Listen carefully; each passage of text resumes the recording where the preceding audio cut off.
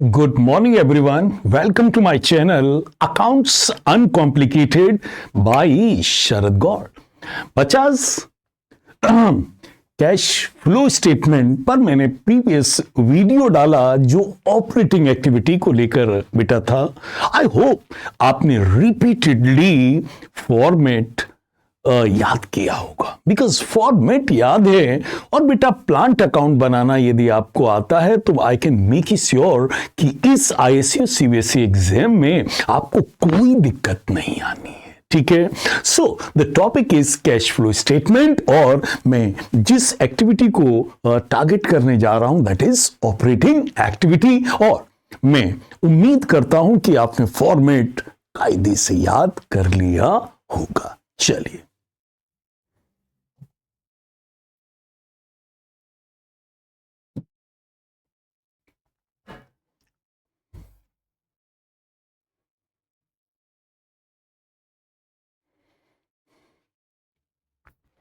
आइए भैया, चलिए। लेकिन लिखना तो बेटा हर बार पड़ेगा ही फॉर्मेट।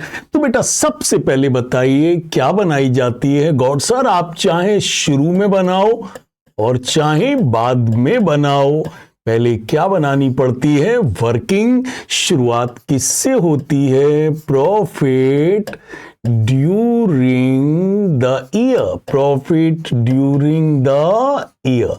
और बचा चार चीजें इसमें हम ऐड करते हैं। Is it clear? बल्कि 5 कहिए। पहला क्या है? Proposed dividend of last year. पहला आइटम क्या है बच्चा? Proposed dividend of last year. Second is interim dividend. Third is reserve created and fourth is tax provided. तो कौन सी चार चीजें बच्चा हम लोग ऐड करते हैं? Proposed dividend, interim dividend, reserve created and tax provided। तो बताओ बेटा क्या लिखेंगे? proposed dividend of last year, interim dividend, reserve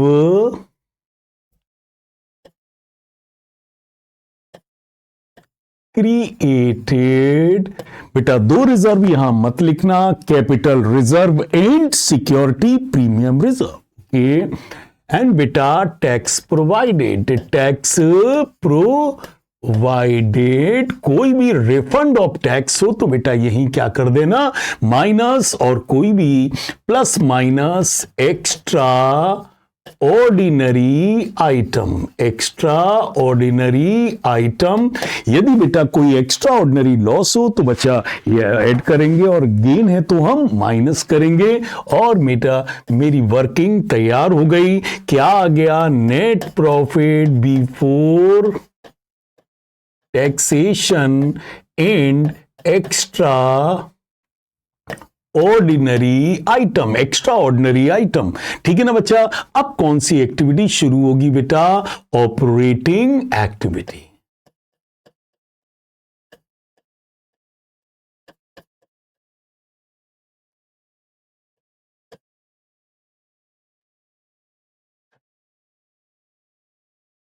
ठीक है बेटा, किससे शुरू होगा? वही गॉड सर जो ये आया है इसी से शुरू होगा। नेट प्रॉफिट बिफोर टैक्सेशन से शुरू होगा। ओके बेटा, 6 खर्चे यदि आपको मिल जाएं तो इन्हें ऐड कर देना बेटा। क्या क्या? Depreciation provided.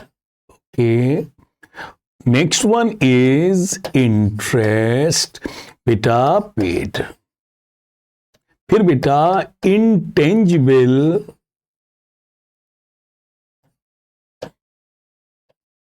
Assets written of. फिर बेटा शेयर या डिबेंचर से रिलेटेड एक्सपेंसेस या कोई भी लॉस हैं जिन्हें आपने क्या किया है? Right of. फिर बेटा loss on sale of assets और बेटा यदि कोई प्रॉफिट हो बच्चा तो क्या कर देना, माइनस कर देना। क्या कर देना, माइनस कर देना। Profit on sale of assets. बेटा कोई प्रोविजन फॉर बैड डेट्स हो,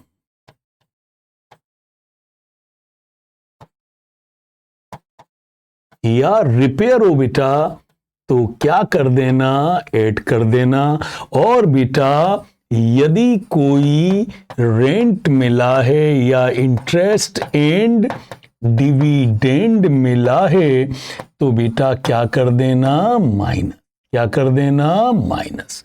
क्लियर। आइए बेटा पहले इतना पुट करते हैं, क्योंकि बेटा यहां तक पहुंचने से बेटा आपको क्या पता चलेगा कि ऑपरेटिंग एक्टिविटी, बेटा मैंने प्रीवियस वीडियो में कहा दिस मेथड, जो हमारे सिलेबस में मेथड है बेटा, ये डायरेक्ट मेथड नहीं है बेटा, इट इज इनडायरेक्ट मेथड। और बेटा इनडायरेक्ट मेथड में क्या होता है, हम उल्टा चलकर हम कहां से चलते हैं बेटा, हम रिटेन्ड प्रॉफिट से उल्टा चलकर नेट प्रॉफिट पर आते हैं, और नेट प्रॉफिट से उल्टा चलकर हम कहां आते हैं, net operating profit before working capital changes.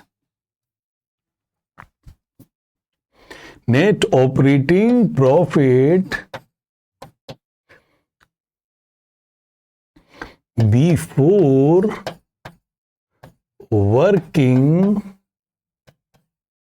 Capital changes पर आते हैं। ठीक है ना बच्चा। चलिए तो बेटा हम सीधा चलते हैं कि उल्टा चलते हैं, गौर सर हम उल्टा चलते हैं। ओके बेटा इस सवाल में देखिए हमें बेटा किसी वर्किंग की कोई जरूरत नहीं है। क्यों नहीं है, क्योंकि बेटा हमें सवाल में क्या दिया है, हमें प्रॉफिट बिफोर टैक्स कितना दिया है बच्चा, हमें प्रॉफिट बिफोर टैक्स दिया है 1,16,000। कितना दिया बेटा, 1,16,000। बेटा हमें क्या दिया है, प्रॉफिट बिफोर टैक्स दिया है। क्लियर। और बेटा देखो ये है भी क्या, नेट प्रॉफिट बिफोर टैक्स। तो बताइए बेटा, और सर आप उल्टा क्यों चल रहे हैं, बिकॉज बेटा दिस इज इनडायरेक्ट मेथड। इस क्वेश्चन को आप ध्यान से देखिए, आपको क्या दिया गया है, God sir statement of profit दिया है। क्या दिया है, स्टेटमेंट ऑफ प्रॉफिट दिया है।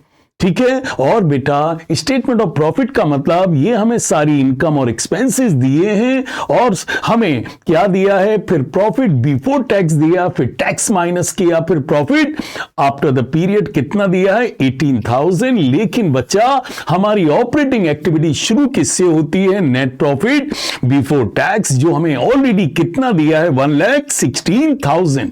क्लियर। चलिए तो बेटा हमें वर्किंग की जरूरत नहीं पड़ी इसमें, क्योंकि हमें ऑलरेडी क्या दिया है, नेट प्रॉफिट बिफोर टैक्स दिया है। क्लियर। चलो अब ऊपर चलिए बेटा, पहला क्या दिया है बेटा, अदर एक्सपेंसेस। ठीक है, उल्टा चलना बेटा। ठीक है बेटा, हमें टोटल एक्सपेंसेस इतने दिए हैं, अदर एक्सपेंसेस के आगे 3 दिया है, और हमें कितना दिया है, 50,000। तो बेटा नीचे देखो ये 3 में है क्या क्या, 3 में दिया है बेटा loss on sale of asset बेटा, और ऑफिस एक्सपेंसेस। बेटा ऑफिस एक्सपेंसेस का तो हमारे फॉर्मेट में कोई काम ही नहीं है। और बेटा क्या है, loss on sale of plant. बेटा आप जानते हैं loss on sale of asset को बेटा कितना है, loss on sale of asset 30,000। जो चीज बेटा मेरे फॉर्मेट में है उसको प्लस माइनस कर दो, और जो मेरे फॉर्मेट में नहीं है वो नॉर्मल ऑपरेटिंग एक्टिविटी है, उसका कोई ट्रीटमेंट करने की जरूरत नहीं है। तो बताइए अदर एक्सपेंसेस में हमें क्या दिया था, loss on sale of plant and office expenses. We have got nothing to do with office expenses because office expenses तो ऑपरेटिंग होता ही है। हमें क्या कैंसिल करना है, जो नॉन ऑपरेटिंग है। तो बेटा लॉस को हमने क्या कर दिया, ऐड कर दिया। ओके चलो बेटा अब बताइए क्या दिया है, डेप्रिसिएशन एंड अमोर्टाइजेशन, और उसके आगे क्या दिया है, 2। कितना दिया है, 82,000। बताइए बेटा डेप्रिसिएशन कितना दिया है, 72,000। डेप्रिसिएशन के सामने कितना लिख दो, 72,000। और गुडविल रिटन ऑफ मतलब इंटेंजिबल असेट रिटन ऑफ कितना है बेटा, 10,000। क्या कर दो, ऐड। तो बेटा कभी भी आपकी फिक्स्ड असेट डेप्रिशिएट हो या कोई इंटेंजिबल असेट राइट ऑफ हो या कोई शेयर या डिवेंचर के खर्चे या प्रिलिमिनरी एक्सपेंसेस वगैरह राइट ऑफ हो, तो बेटा चाहे आपकी फिक्स्ड असेट राइट ऑफ हो, चाहे आपकी इंटेंजिबल असेट राइट ऑफ हो और चाहे शेयर और डिवेंचर्स के खर्चे राइट ऑफ हो, तो याद रखना बेटा ये तीनों ऑपरेटिंग एक्टिविटी में क्या होते हैं, ऐड होते हैं। क्लियर?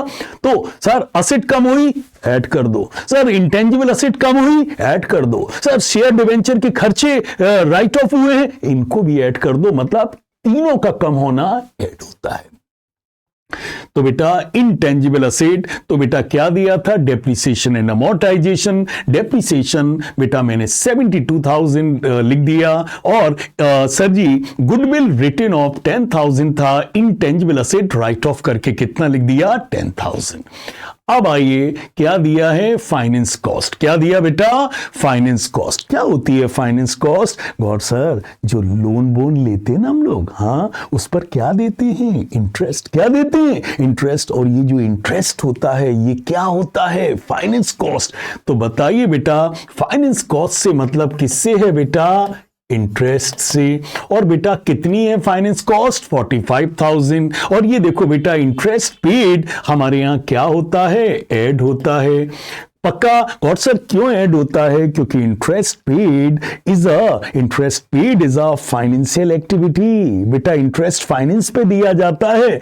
आप ऑपरेटिंग में क्या कर रहे हैं, आपने ऑपरेटिंग में क्यों माइनस किया, इसलिए बेटा हम चूंकि उल्टा चल रहे हैं तो हमने इंटरेस्ट को क्या कर दिया, ऐड कर दिया। ओके अब आइए एम्प्लॉइज बेनिफिट एक्सपेंसेस का मतलब है बेटा ऑफिस के खर्चे। बच्चा ऑफिस के खर्चे तो ऑपरेटिंग ही होते हैं और उन्हें कैंसिल करने की कोई जरूरत नहीं है। और वैसे भी बेटा आपको देखिए मैंने 6 खर्चे लिखे हैं। क्या क्या लिखे हैं, फिक्स्ड असेट डेप्रिशिएट हो तो ऐड कर दो, इंटरेस्ट पेड करो तो ऐड कर दो, that is called finance cost. Intangible asset right of हो, इनको भी ऐड कर दो। शेयर और डिवेंचर के खर्चे या लॉसेस, प्रिलिमिनरी एक्सपेंसेस वगैरह राइट ऑफ हो, इनको भी क्या कर दो, ऐड कर दो। असेट बेचने से लॉस हो, ऐड कर दो, फायदा हो माइनस कर दो।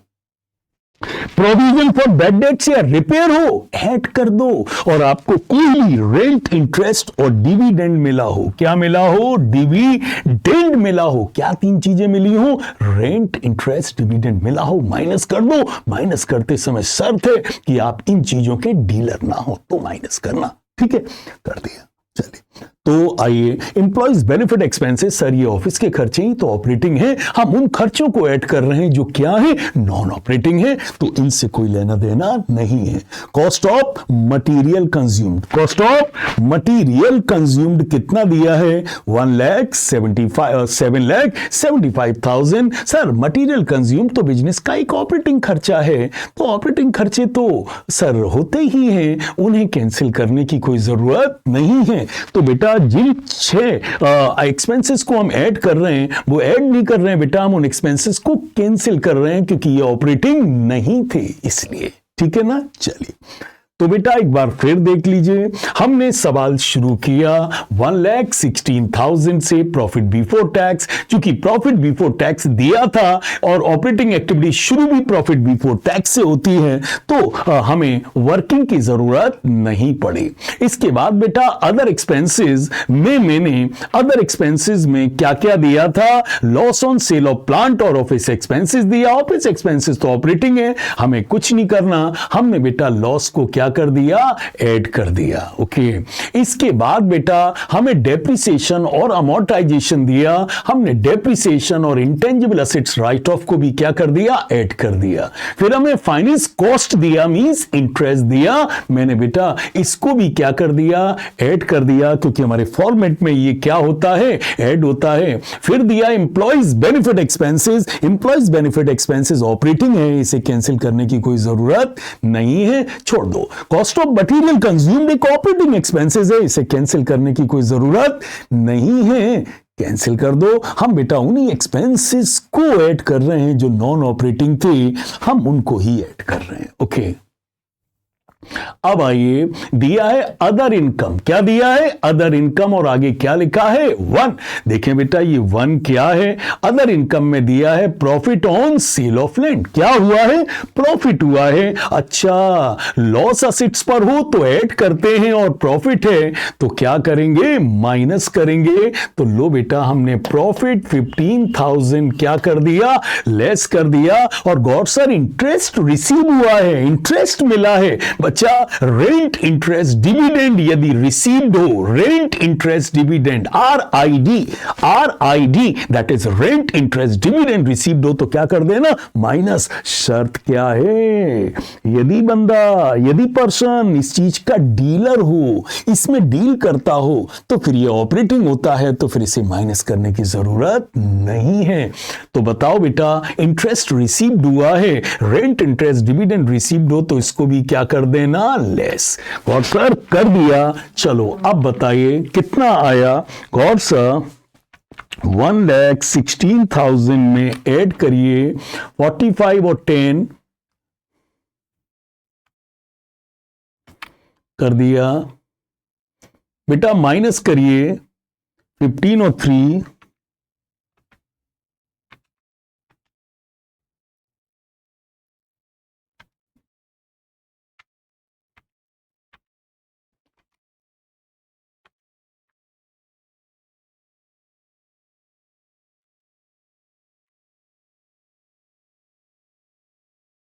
तो ये आ गया बेटा आपका net operating profit before working capital changes. कितना आ गया? 1,83,000।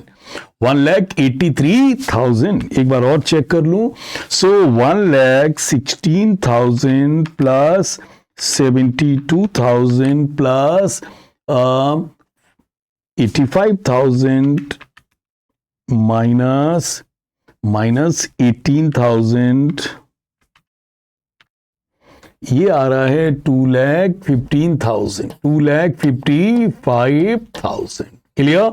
अब बताओ हम लोग कहां पहुंच गए? Net operating profit before working capital changes. बच्चा, अब तक हमने क्या किया? गॉड सर, हमने अपने प्रॉफिट को बस ऑपरेटिंग प्रॉफिट में कन्वर्ट किया। तो जितने भी खर्चे नॉन ऑपरेटिंग थे, गॉड सर आपने उनको ऐड कर दिया, और जो भी इनकम नॉन ऑपरेटिंग थी आपने उनको लेस कर दिया, मींस कैंसिल कर दिया। और अभी हम सिर्फ कहां पहुंचे? ऑपरेटिंग प्रॉफिट पर। उल्टा चल रहे हैं, इसलिए सारे खर्चे ऐड हो रहे हैं और सारी इनकम माइनस हो रही है। और सर अब क्या करेंगे? बोलिए भैया, अब क्या करेंगे? अब भैया जी, कोई भी करेंट असेट या करेंट लायबिलिटी से पैसा आया है तो प्लस कर दो, और गया है तो माइनस। बेटा, मैंने प्रीवियस वीडियो में कहा, करेंट असेट और पैसे का रिश्ता इनवर्स है, करेंट लायबिलिटी और पैसे का रिश्ता डायरेक्ट है। करेंट असेट बढ़ेगी, पैसा कम होगा, करेंट असेट कम होगी, पैसा बढ़ेगा। करेंट लायबिलिटी बढ़ेगी तो बच्चा पैसा भी बढ़ेगा, और करेंट लायबिलिटी कम होगी तो बच्चा पैसा भी कम होगा। चलिए देखें क्या क्या है। अब देखिए बेटा, ट्रेड रिसीवेबल क्या थे? 1,40,000 और कितने हो गए? 1,64,000, मींस कितने बढ़ गए हैं? 24,000। बताओ बेटा, हमारी करंट असेट बढ़ेगी तो गॉड सर पैसा क्या होगा? लेस होगा। क्या होगा? लेस होगा। क्लियर? बताइए। So increase in current asset, money will decrease. तो बेटा लेस करके लिख दो increase in trade receivable. Okay, चलो अगला देखो। इन्वेंट्री 18,000 से 1,15,000 हो गई है। गॉड सर 31,000 बढ़ गई है। बताइए बेटा, इन्वेंट्री क्या है? गॉड सर करंट असेट है, और करंट असेट और मनी का रिश्ता क्या है? इनवर्स है। तो करंट असेट बढ़ेगी तो मनी लेस होगा।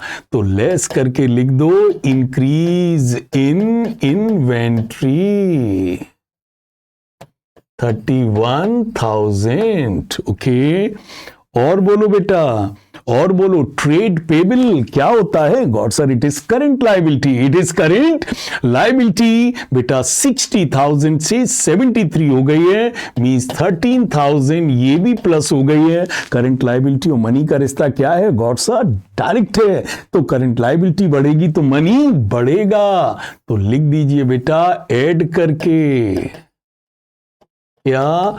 Increase in trade payable, increase in trade payable कितना बढ़ा है? 13,000। लो बेटा इसे प्लस कर दो और आओ बेटा और आओ। ऑफिस एक्सपेंसेस आउटस्टैंडिंग, बताइए 6,000 से ऑफिस एक्सपेंसेस कितने रह गए हैं? सर 4,000, तो 2,000 क्या हुए हैं? डिक्रीज हुए हैं। लाइबिलिटी डिक्रीज होगी बेटा तो मनी भी डिक्रीज होगा। तो लेस करके लिख दीजिए आउटस्टैंडिंग एक्सपेंसेस डिक्रीजेस। कितना डिक्रीज हुआ है बच्चा? 2,000। तो लोग लो बेटा कितना लिख दो? 2,000। बस मेरे बच्चा, तो कितना आ रहा था? 2,55,000 में ऐड कितना कर दो? 13,000 में लेस कितना कर दो? 24,000 में लेस कितना कर दो? 31,000 में लेस कितना कर दो? 2,000। तो कितना आ गया? 2,01,000। और ये क्या आ गया? Cash generated from operating activity, cash generated from operating activity आ गया बच्चा। ठीक है, हाँ कोई इनकम टैक्स पेड है तो बेटा इसमें से लेस कर देना, तो क्या आ जाएगा? Net cash generated from operating activity. चूंकि बेटा इस क्वेश्चन में है नहीं है तो हम कर नहीं। क्लियर बच्चा? स्क्रीनशॉट ले लीजिए इसका और रिपीटेडली करिए, ठीक है ना बेटा? रिपीटेडली करिए, ये ले लीजिए स्क्रीनशॉट। क्लियर बेटा? वर्किंग की जरूरत क्यों नहीं पड़ी? क्योंकि profit before tax was given in the question. उल्टा क्यों चले? क्योंकि मेथड ही इनडायरेक्ट है। तो बेटा टेक द स्क्रीनशॉट बच्चा।